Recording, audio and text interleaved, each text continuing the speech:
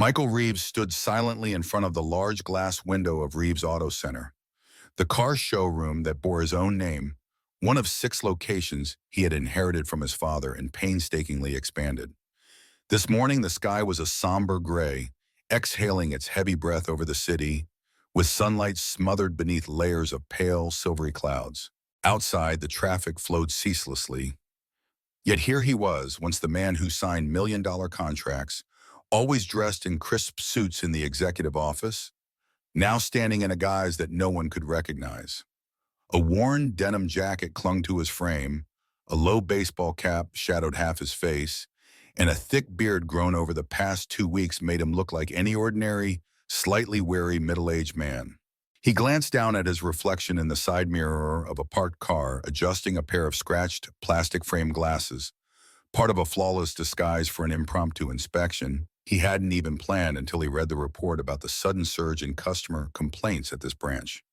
Reeves Auto Center, once the pride of the entire system, now accounted for over 60% of the negative feedback, mainly concerning unprofessional sales conduct and lack of transparency. The HR department reported nothing out of the ordinary. Management insisted everything was running smoothly. But Michael felt something was off, and when numbers failed to tell the full story, he chose the old way: go down to the ground, listen with his own ears, and feel with his own heart. As the automatic door slid open, he stepped inside. A wave of cool air swept past, as though he had entered a different world. Polished, pristine, the scent of new leather mingling with coffee from the receptionist's counter. Halogen lights glared down, making everything look perfect to the point of artificiality. Footsteps echoed, the printer clicked out receipts, laughter rang out from a cluster of salespeople gathered around the latest SUV model. He walked slowly, eyes scanning every corner, the chairs, the posters on the walls, even the banner above the cashier's counter.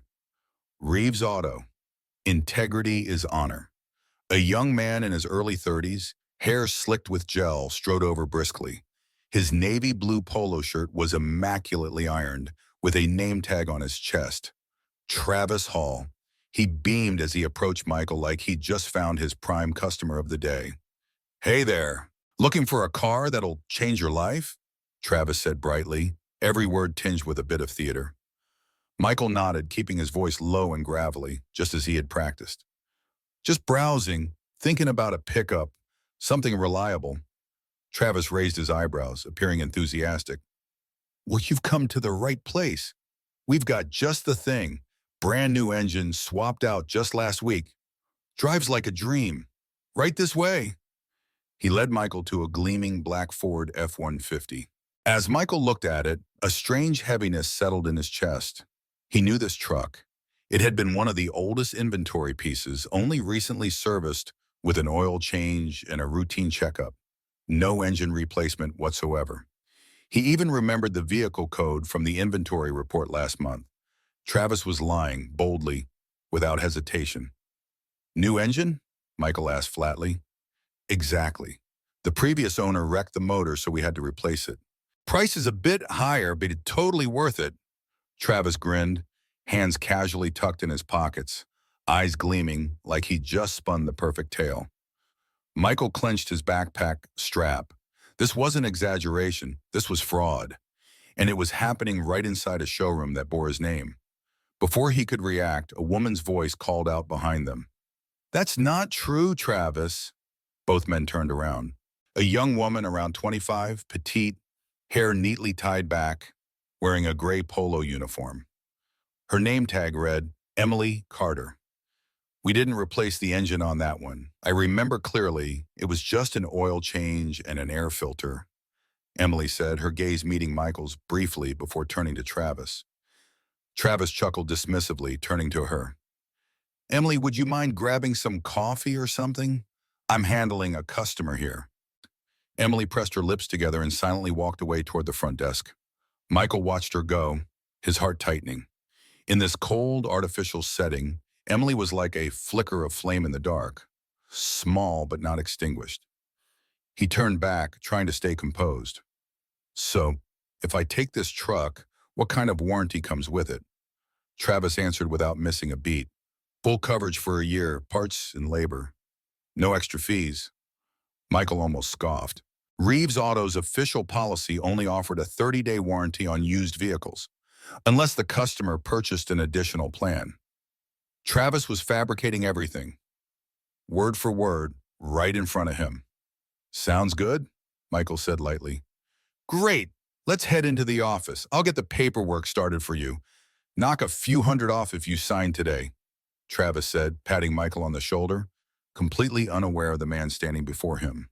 Michael glanced toward the glass-walled office, where a man in a black blazer, Richard Cole, branch manager, sat with his legs propped up, eyes glued to his phone, not a single glance at the customers or his staff. With every step toward that office, Michael felt the blood in his veins beginning to boil. Still, he kept his expression calm, like any agreeable customer. But no one knew that in just a few minutes, the true face of Reeves Auto Center would be exposed, and no one would escape the gaze of the CEO. The office Travis led Michael into wasn't large, but it was decently decorated. A framed photograph of a sports car hung behind the salesperson's chair, along with a clutter of paperwork stacked messily on the desk. Travis sat down, picked up a pen, and flipped through the contract like someone who had done it 1,000 times. "Here we go," he said, tapping the pen on the desk. "If you sign today, I can knock off a few hundred more. But you gotta decide quickly. Someone else has their eye on this truck too." Michael leaned back in his chair. "And what if I need more time?" Travis's face tensed briefly. "The thing is," he emphasized each word, "this truck won't wait. Just being honest. Once you walk out that door, I can't guarantee it'll still be here tomorrow." Michael stayed silent for a few seconds, not replying. The quiet forced Travis to keep talking. "Look, buddy," Travis sighed, switching to a more casual tone. "I'm trying to help you here. Trust me, today's a good deal." Michael looked at him straight in the eye. "Think I've seen enough." Travis frowned. "What do you mean?" No longer keeping up with the act, Michael removed his cap, pulled off his glasses, and swept his hair aside. The moment his real face appeared, Travis's expression changed instantly. His lips parted slightly, the pen still in hand but now useless. "I'm Michael Reeves," he said, his voice calm but unmistakable. "I own this showroom. And you've lied to me multiple times in less than 10 minutes. Travis shot up from his seat. I didn't know." "You didn't know who I was, that's true," Michael cut in. "But you knew exactly that truck didn't have a new engine. You know the warranty policy is 30 days. And you still lied." Without waiting another second, Michael turned toward the door. "Call the manager in here. Right now." Less than a minute later, Richard Cole appeared. His face is a mix of irritation and surprise. Travis stood frozen behind him, pale as a sheet. The glass door shut behind them, sealing off a space thick with tense silence. "I didn't expect you today, Mr. Reeves," Richard spoke first, trying to stay composed. "I didn't expect I'd have to come if things were being run properly here," Michael replied, eyes fixed on Travis. "He just lied to me, repeatedly, about the engine, the warranty, and the policies." Richard glanced quickly at Travis, then back. "I sincerely apologize.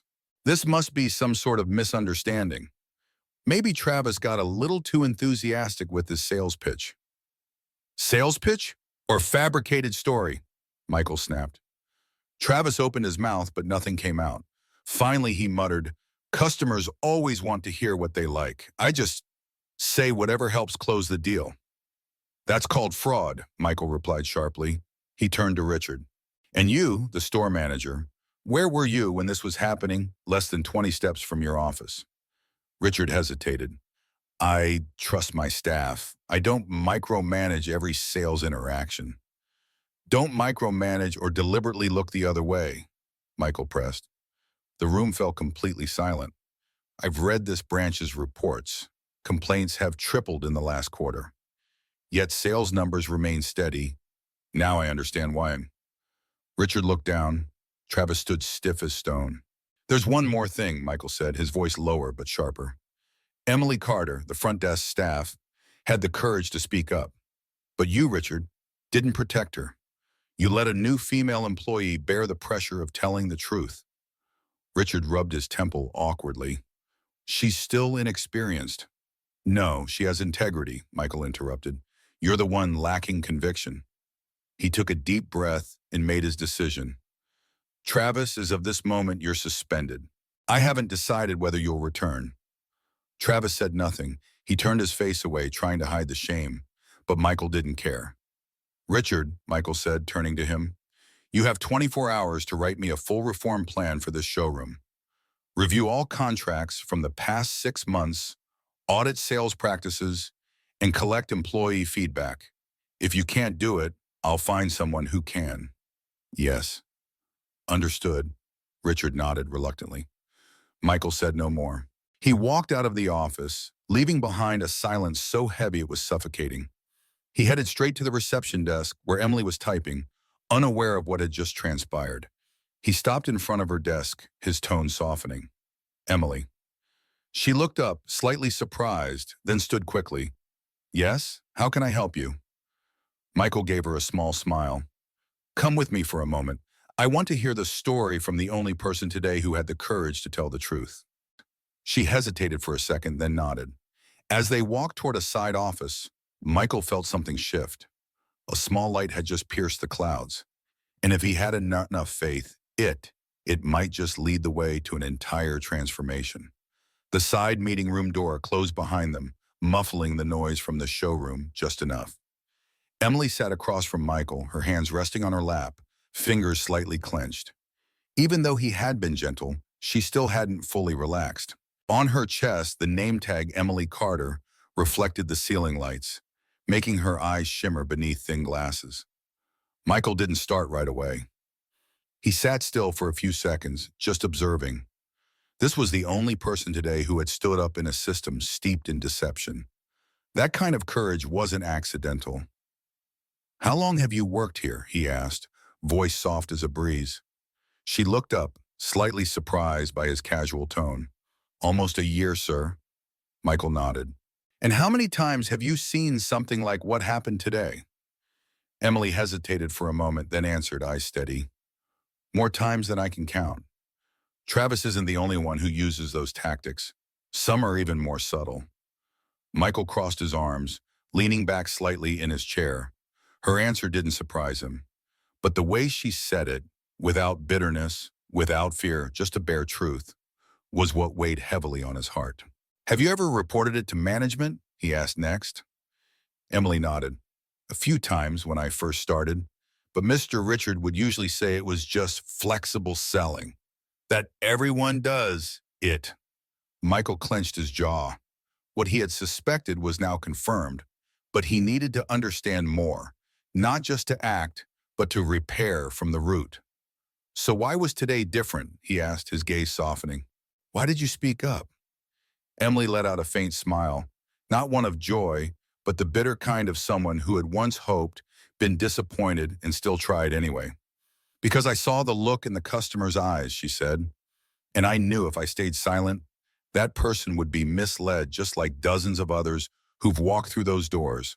I don't want to look in the mirror every day and feel like I'm complicit. Michael fell silent for a few seconds. Her answer hit him deep.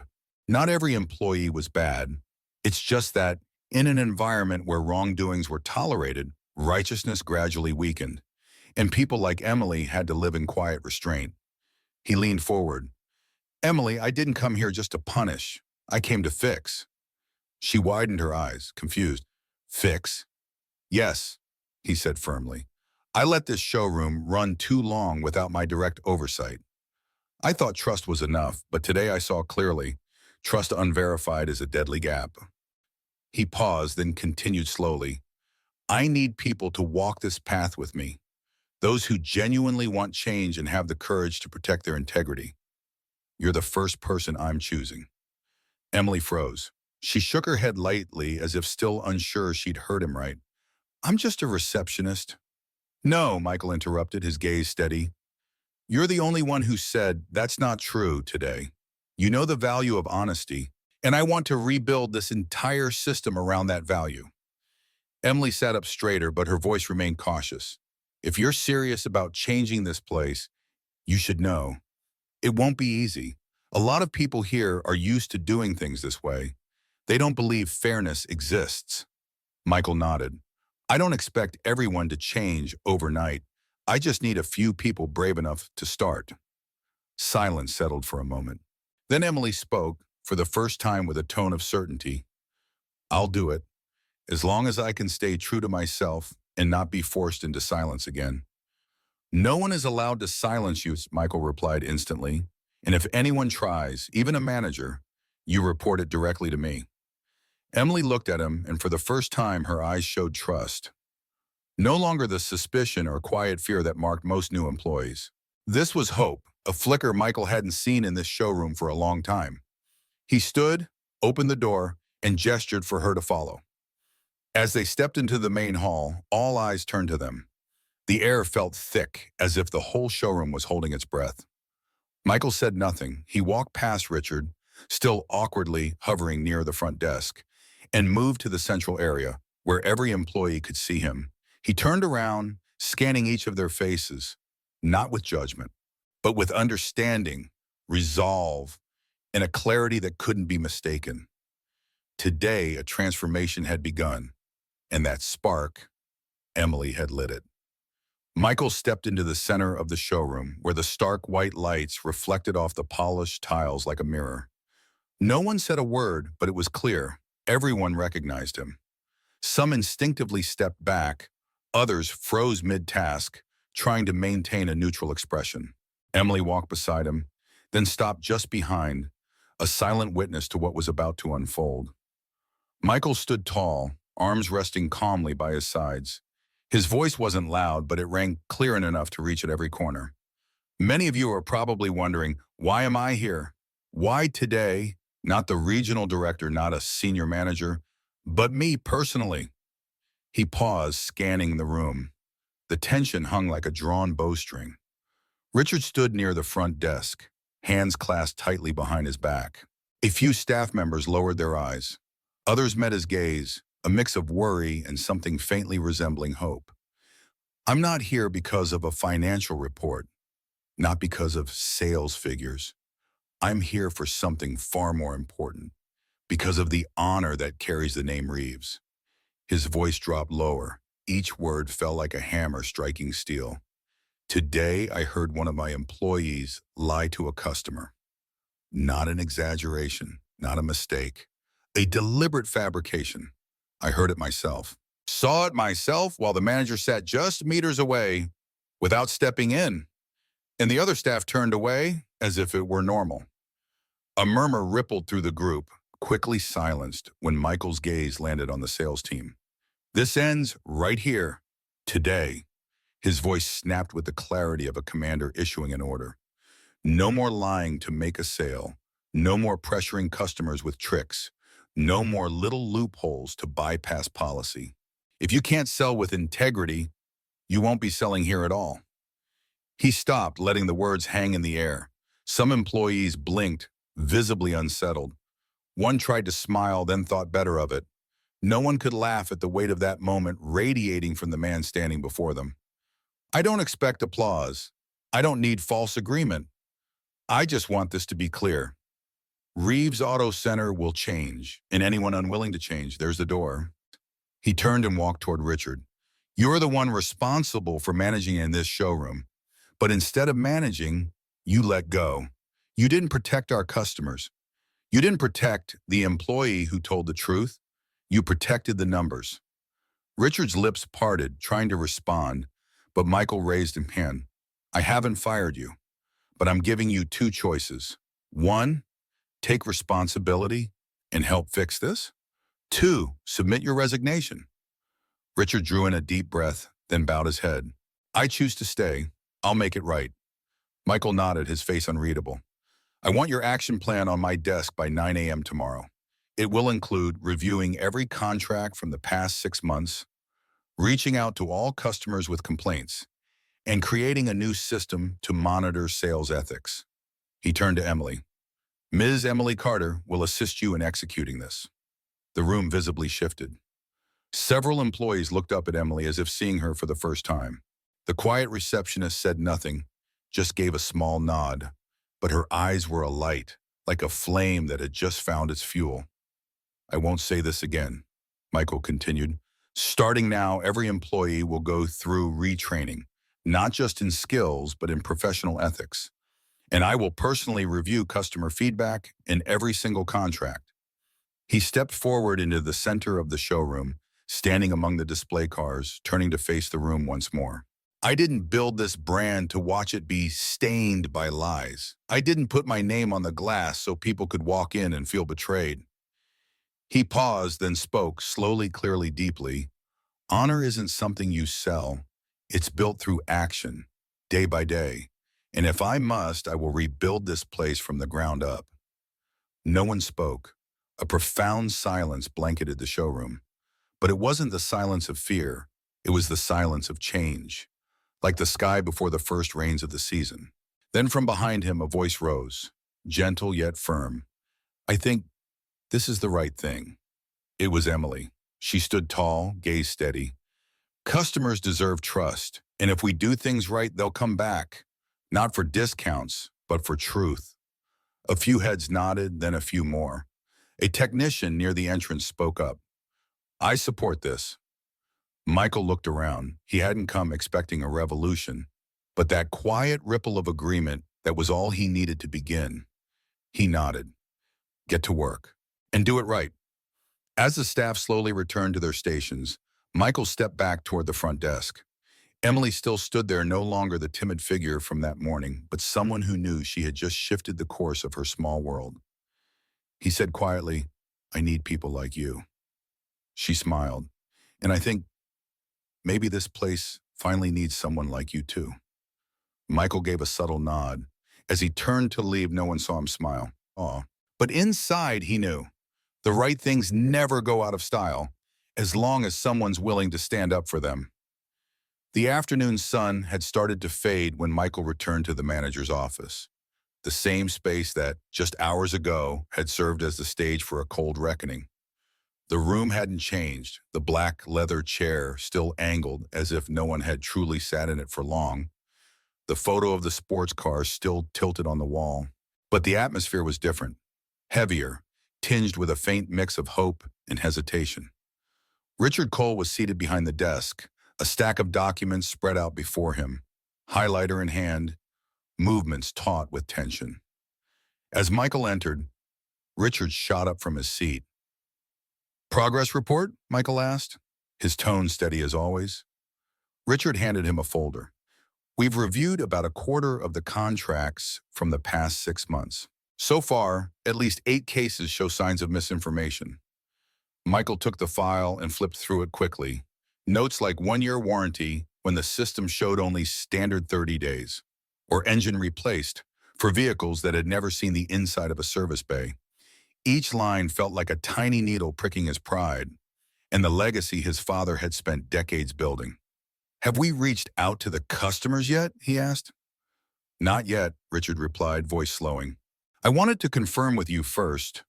Some of them may demand refunds or threaten legal action. Michael met his eyes. If they were misled, they have the right to ask, and we have a responsibility to make it right. Call them.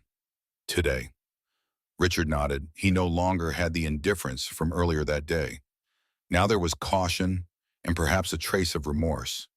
Michael couldn't tell whether it was genuine regret or just fear of a CEO breathing down his neck.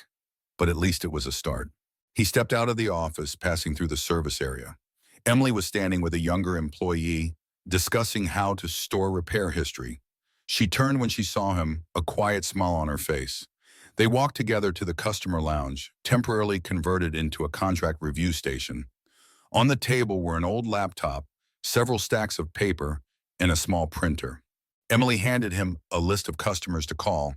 Some had lodged complaints, others had suspicious-looking transactions. Want to make the first call? She asked. Michael nodded. Not just to apologize, but to show them we really mean to fix this. He dialed the first number.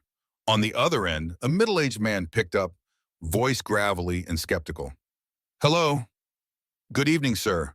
This is Michael Reeves, CEO of Reeves Auto. I'm calling about the pickup truck you purchased 3 months ago. A pause of silence followed. I know this might sound strange. Yeah, I am. but I've been personally reviewing contracts and I found some inconsistencies, especially regarding your warranty. Still no reply. I'm calling to apologize and to invite you back to the showroom. We'll do a full inspection of your truck free of charge and extend your warranty based on what you were promised, even if it falls outside official policy. Another pause, then the man spoke slowly. I used to trust Reeves Auto, but after that deal, I felt disrespected. Never thought you'd be the one to call. Michael answered, voice low. I never thought I'd be the one cleaning up after people I hired, but I want to make this right. The man sighed. I'll come back, not for the warranty, but to see if Reeves Auto is still a place I can recommend to my son. The call ended. Michael set the phone down, a weight in his chest. Not relief exactly, but a sense of responsibility met head on. Emily looked at him. You did good. There are still more than 20 names left, he replied. Then let's keep going. She picked up the list and started dialing the next number. They worked through the afternoon. Each call came with its own story. Some were surprised, some were angry, some laughed, thinking it all felt like a movie. But most agreed to come back, at least to hear an honest apology. As dusk fell and the showroom emptied of customers, Michael stepped outside to the large glass front. The evening sun spilled across the lot in golden silence. He looked through the glass and saw his reflection just a simple dress shirt now, sleeves rolled up, no baseball cap, no disguise, nothing left to hide. He heard soft footsteps behind him. Emily. I'm going to start redesigning the post-sale service process tomorrow, she said unprompted. We need more than just apology calls. Michael smiled. I know. And you're the one who's going to help me build that. Mom, she looked up at him. Are you sure? I'm just a receptionist. No, you're the one who reminded me that honor isn't found in spreadsheets. It's found in behavior. And people like you, that's the future of this place. They stood together in the golden light, saying nothing more. Outside, cars moved on. Inside, something new was quietly being born. Michael knew there was still much to do, but the most important thing, the truth, was finally on the table. From here, everything was truly just beginning. Monday morning sunlight poured over the Reeves Auto Center lot like a sign of something new. Michael arrived earlier than anyone else, carrying a printed document in hand, his action plan from the night before. He didn't head straight into the manager's office. Instead, he wandered through the showroom, inspecting each corner himself, the best deals of the month banner, the one-year warranty sign by the entrance, even the faded scribbles on the internal bulletin board tucked in the HR corner. Every detail whispered the same truth. Someone had built a private world for lies, where honesty was just surface decoration. Today, that world would be dismantled. The all-staff meeting began at 8:30 a.m., with people barely shaking off their morning drowsiness.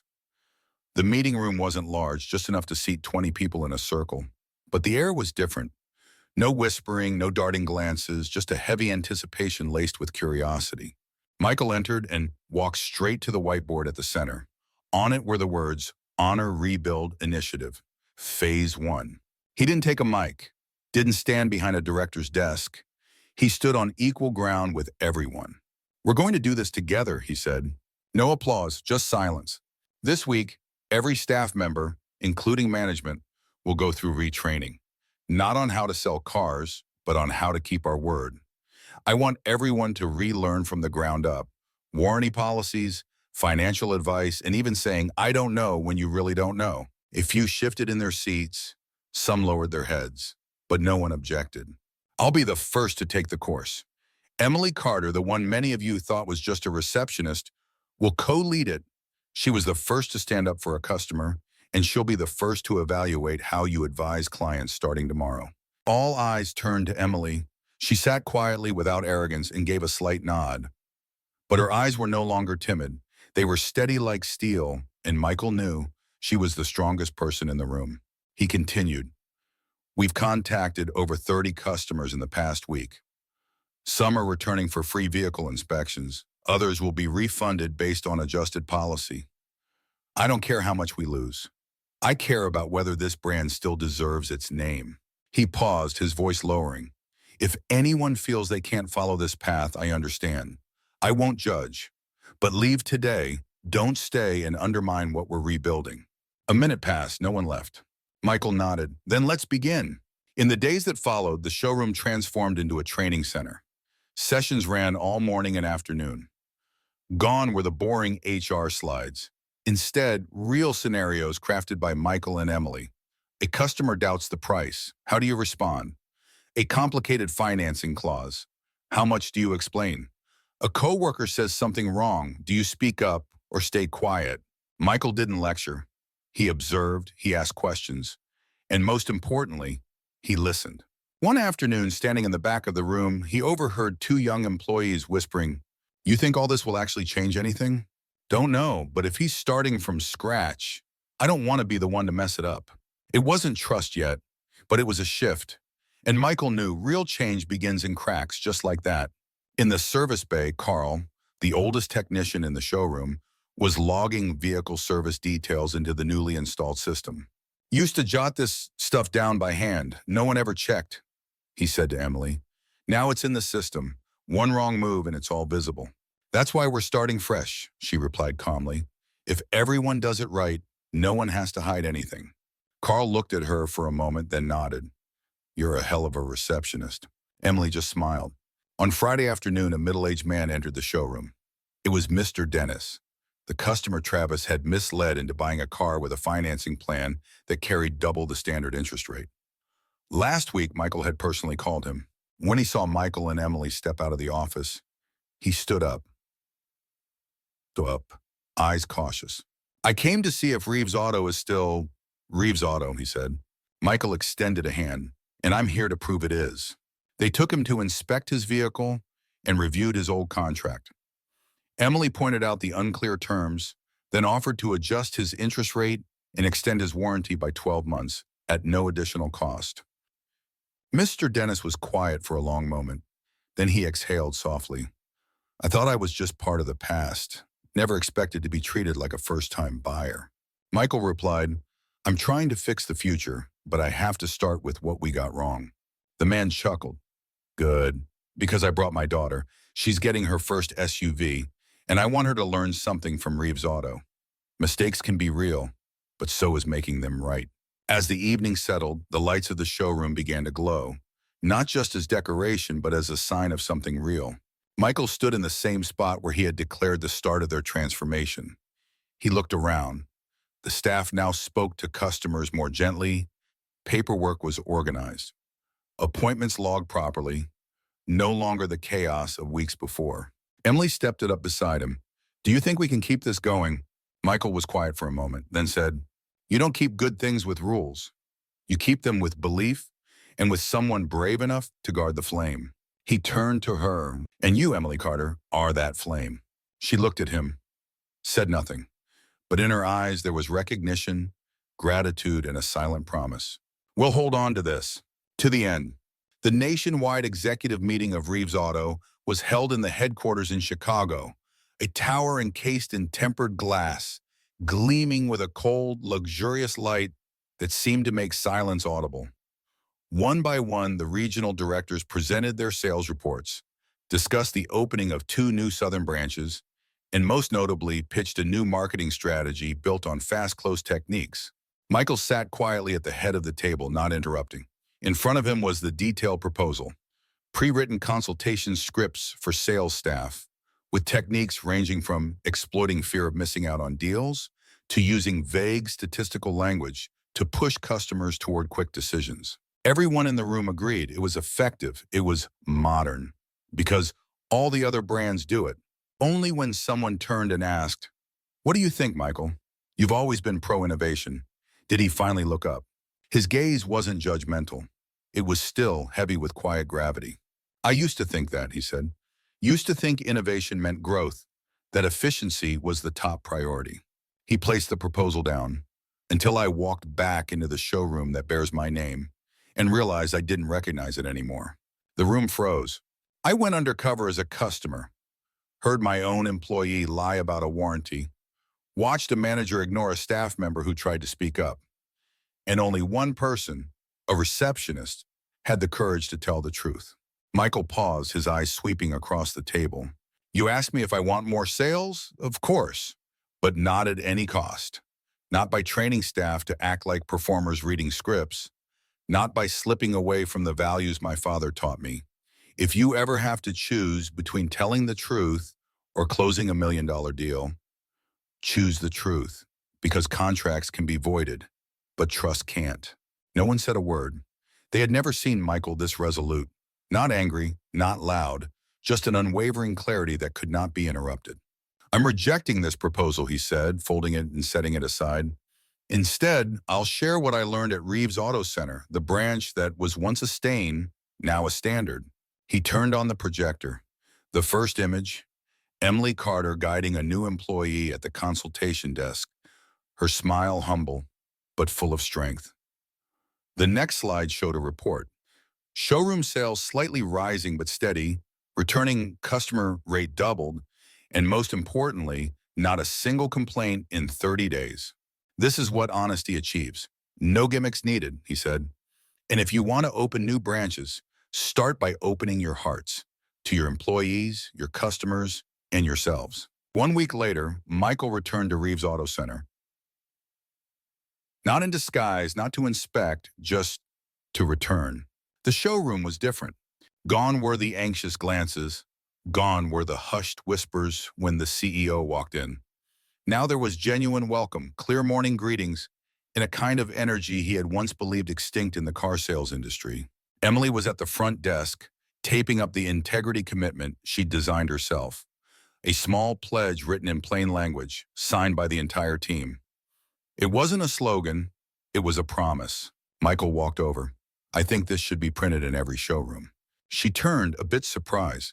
You really think every branch can do this? He nodded. Not all are ready, but any place with someone like you can. She laughed, this time genuinely. Did you know a few months ago I was ready to quit?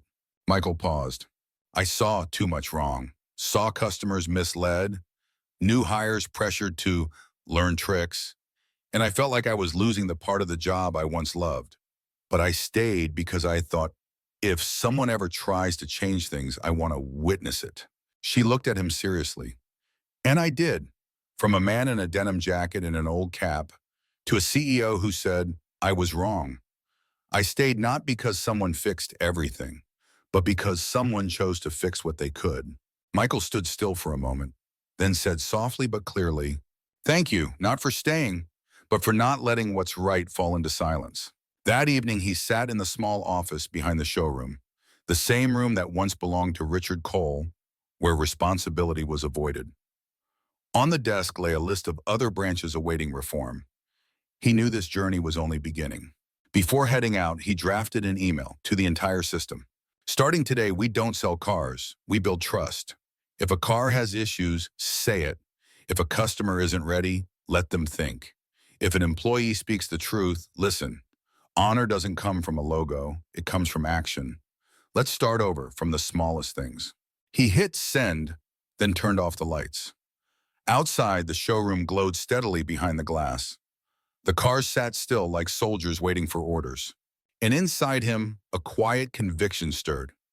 There are things that can't be bought with revenue, but can be kept alive with trust, and with people who seem small until they chose to stand, people like Emily Carter.